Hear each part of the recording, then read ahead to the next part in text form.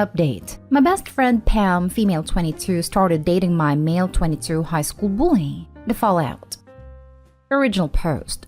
Just as the title said, I, male 21, have a girl, let's call her Pam, female 22, I considered to be my best friend for the last 3 years. Pam has seen me go through a lot, especially after my family disowned me for not forgiving my cousin for hooking up with my then girlfriend 4 years ago. Pam was the one to help me through all that, and I genuinely thought she was someone who would never hurt me. But here I am. Last night she was hanging around my apartment and we were drinking. She's not good with it, so she got loose and admitted to being in a relationship with my high school bully. All of us were in the same class, so she knows the kind of things he, male 22, has done to me. Especially after my family disowned me. He got even meaner as my cousin was a part of his group. He and his gang of lackeys always physically and mentally mistreated me. I filed a complaint with the school, but we all know how helpful they are in these cases. Moreover, since I did not have my parents by my side, nothing was done to them and my life was made even hellish. Pam was the only one who kept me together, so I started living with her parents after I was disowned. So she knows firsthand what kind of torment that person put me through. Back to the topic. I don't think she immediately realized what she had admitted to and went to sleep in my spare bedroom. I was too shocked to sleep, so I went to stay with a college friend. Pam must have realized what she confessed to last night and have since bombarding my phone with calls and texts. My friend took my phone away and I'm using his phone to type this post. Apologies for any mistakes. I am honestly thinking of cutting her out at this point. She means a lot to me, but I just can't be around her anymore. But I don't know whether I'm being unreasonable here. Can someone help me? Now for the top advice before reading the updates. Hey Opie, I am really sorry to hear you have to deal with this. To reference those saying that people change, Opie, you were not required to forgive him or your friend under any circumstances. And moreover, your best friend cannot forgive him for you. I think you should also note that she clearly deliberately hid her relationship from you. She knew that this would upset you, hence why she hid it from you until she was too drunk to continue doing so. I don't think it would be unreasonable for you to cut her off or even request distance.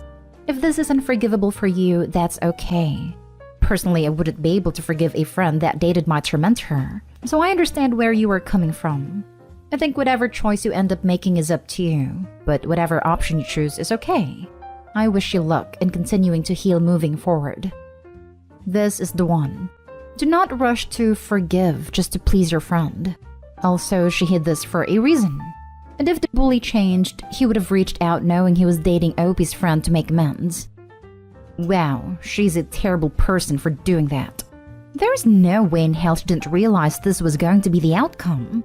On top of it all, she has given your bully even more ammunition to humiliate and bully you with. I guarantee she has probably told him everything about you and about all the breakdowns you've had. This person is not your friend. This is most likely exactly right. Pillow talk is powerful stuff. It usually has a lot of this can't leave this room type of information being exchanged. So long as she's with him, Opie's literally unsafe.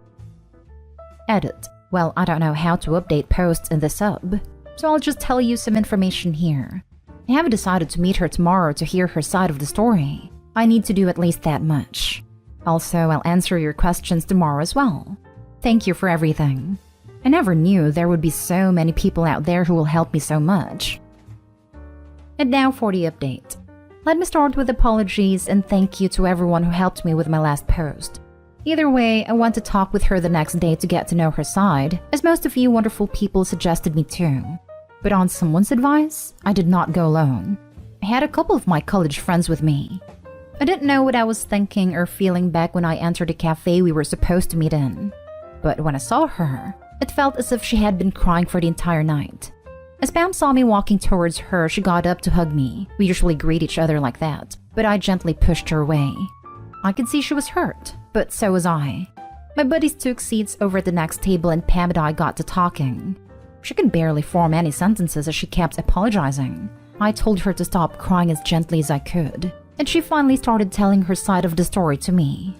Well, they had not been dating for 3 months, but for a year. Yup, for a year she had been lying to me. And then came the line which most of you said she would. Pam, he has changed a lot. You should meet him. Me, Really? You're going to say that to me after all he has done? I still have scars from what he did to me. You know this, don't you? Why were you talking to him in the first place? Pam, he wanted to apologize to you for all he did, but didn't have the courage to. From then on, the conversation went in circles. He wanted to apologize. The two of them got to talking at all. But she did not have the answer for my one question. Why him?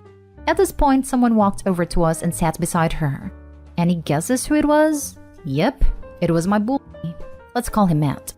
I don't clearly remember what happened afterwards, but there was a lot of yelling, and then Matt snapped and tried to punch me for making his girl cry. Pam was watching it all. I wasn't in the right mind, so the punch hit me. My friends rushed over, but before they could do anything, I knocked Matt down. Back in high school, I used to be small and weak, but in the last couple of years, I have grown a lot, both in height and weight. Thankfully, my friends stopped me before I did something that would have made me regret later on. Pam was crying all the while, but not once did she try to check on me. At that moment, I knew our friendship was over. I looked at her for one last time and told her, "So much for a change, don't you think?" After that, my friends and I walked out of the cafe. It was then all the rush and anger I had disappeared, and I started bawling like I was back in high school. Not proud of it, but my friends helped me immensely. The days following the meet were tiring as I was busy moving in with my friends. The apartment I was living in belonged to Pam's parents, so I didn't think it was right for me to continue living there. However, before leaving, I called them and told them about the fight and stuff, and that I was moving out. They were surprised and reassured me that their daughter will not cause me any issues, but I declined. I was living there while paying minimum rent to them, and I did not think it would be a good idea for me to live somewhere Pam could find me. I thanked them for all they had done for me over the last few years, and reassured them our relationship was still the same. I could feel it was tough for all of us, but this farewell was necessary. So here I am, living with my college friends who also celebrated my birthday last night. It was an awesome party, and completely unexpected too. After all, in all this mess, I forgot about my birthday for the last time in life. On my birthday, Pam tried to call and text me, but I didn't reply to or see her text. So that's all, I think. I'm still sad about losing my best friend, but I know this is the best for both of us.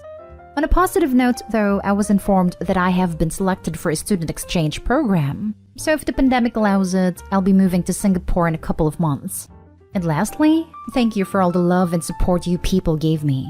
Love y'all and take care. Good for you. At least she'll now know that he is as violent as you remembered him to be. Yep. I wasn't even surprised. OP, as you also said, why was she even talking to him in the first place? Even if he changed or wanted to apologize, it doesn't change what happened, and it's still a very big betrayal and extremely disrespectful. Now we've all seen that he hasn't even changed. Maybe you could press charges. It is petty, but he deserves it. You had a lot of witnesses as well. The guy wanted to apologize, which I also suspect since his apology was attacking you. He never apologized to you. So it came to her to apologize to you, and she began sleeping with him? That's her logic, and just shows how much of a piece of trash he is. The relationship really won't last. She'll see his true side and will wonder if he was really worth the relationship. Good luck for the exchange program. Singapore is a great place. I know I shouldn't be concerned about her, but I hope she leaves him for her own good. Doesn't matter, dude. It's her life. She's made her decision. You can't expect to go rob a bank and not face any consequences. Why does she even want to stay friends with you? She clearly doesn't care or have any empathy. She also was worried about him over you when he attacked you. Yeah, that fact hurt me more than my parents disowning me. It was a mixture of pain and satisfaction of knowing I wasn't wrong. Now for the last story. Update. Brother's girlfriend thinks I bullied her in high school. I don't remember her, and her story seems off. But I can't come to Christmas unless I apologize. Original post. My brother Jack is dating Jess. I met her in summer and she said we'd gone to secondary school together. She seemed upset I didn't remember her, so I apologized and she said it was fine, and then she walked away. I'm engaged to a guy I went to high school with and still in touch with a friend from school, so I messaged both of them and asked them if they remembered Jess, and neither did, so I figured that Jess just wasn't in my classes and that's why I couldn't place her.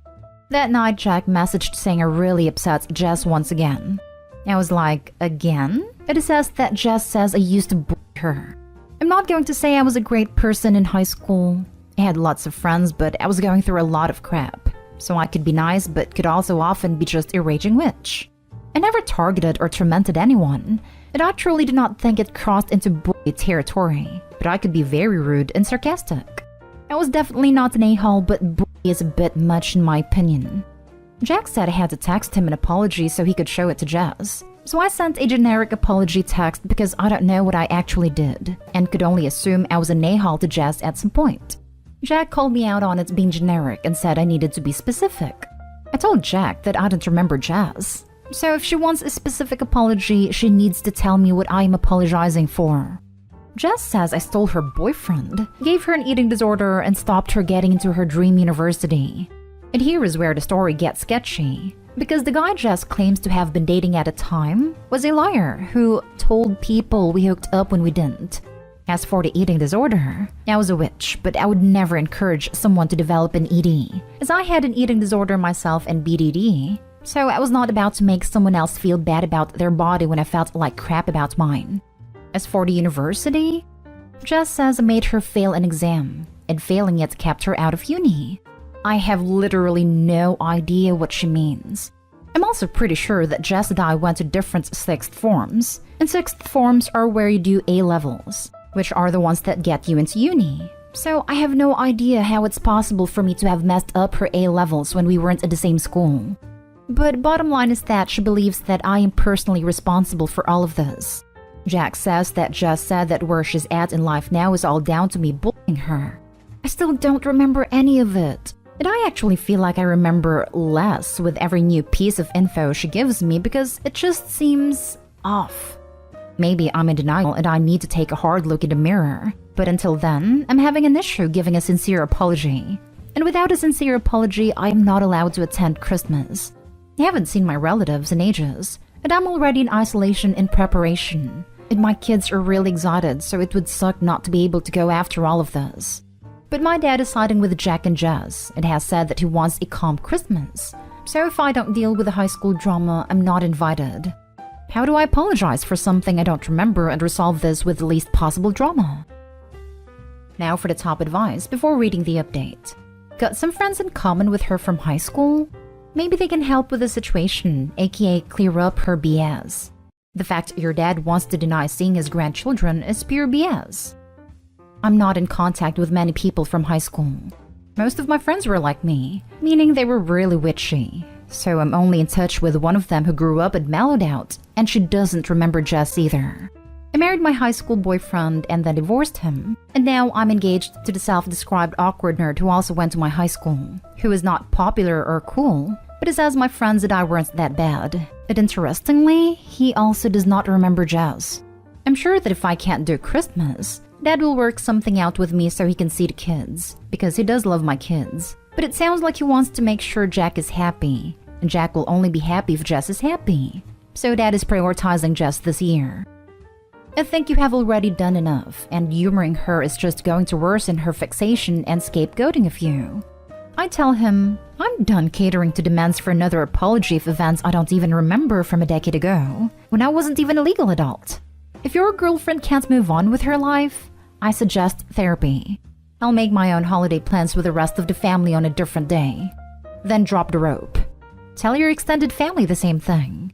No, you will not be showing up in a sackcloth and ashes flailing yourself for her crappy teenage experience.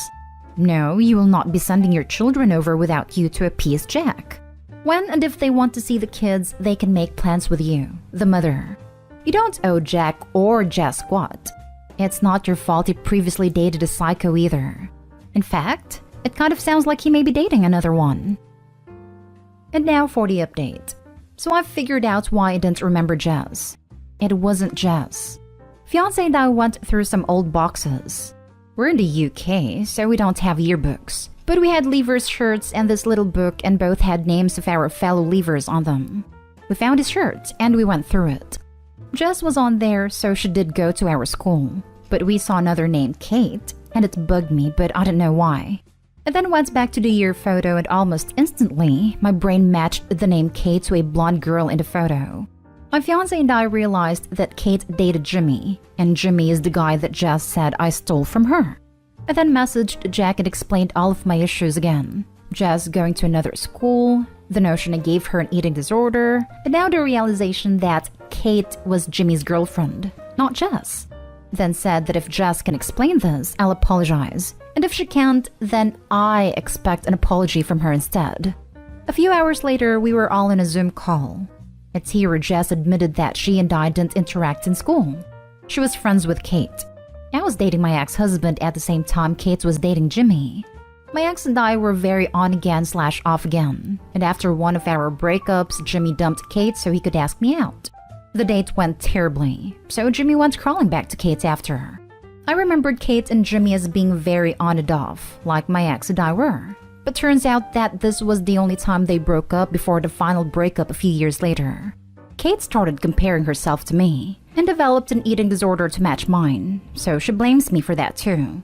As for the exam, I am still not entirely sure how I screwed that up for her, but Kate and I did go to the same sixth form and shared a class, so we took at least one exam in the same place and at the same time.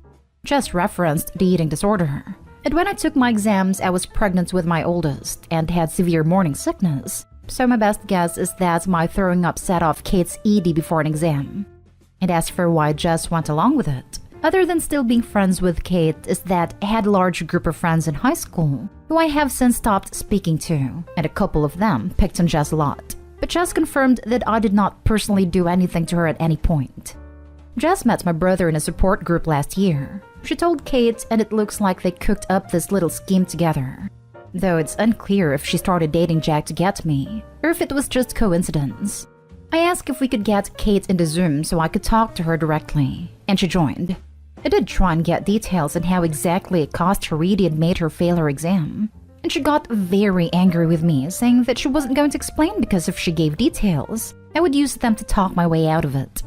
I asked why Jess said that I bullied her and not her friend Kate, and Kate said I would have denied it either way. It referenced me mentally torturing her, saying that now we were even because I had admitted to spending hours racking my brain trying to figure out what I did, just like Kate had back then. I snapped at her when she said that, saying she needed to grow up and stop blaming others for her problems. And Kate, Jess, and Jack all left the Zoom. I told Dad everything, but he hasn't replied yet. I've not heard from Jack, Jess, and Kate since then, but honestly, Kate and Jess sound equally bat crap crazy. So I'm guessing they're feeding into each other's psycho logic right now. No clue what Jack is doing either, but he was angry with Jess on a call, and he was repeatedly pushing her to tell me everything, so I hope he's on my side here at least.